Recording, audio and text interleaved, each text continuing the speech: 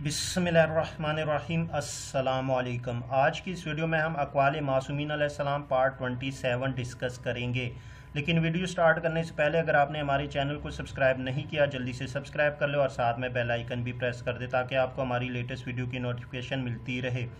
Video start करते हैं। इमाम अलैहिस्सलाम और रसूल सल्लल्लाहु अलैहि वसल्लम में फ़र्क।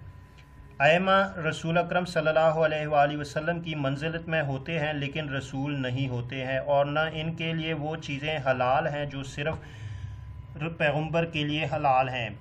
इसके अलावा वो हर मसले में रसूल अकरम सल्लल्लाहु अलैहि वसल्लम की मंजिलत में हैं। इमाम पर जवाब वाजिब है। हम पर फ़र्ज़ नहीं है कि हम तुम्हारे हर सवाल का जवाब दें, लेकिन हम पर वाजिब नहीं किया गया। कुरान करीम में इसका अल्लाह ने ज़िक्र किया है कि ये हमारी बख्शिश है, बस तो देकर एहसान कर या रोक लो जिसका हिसाब न होगा।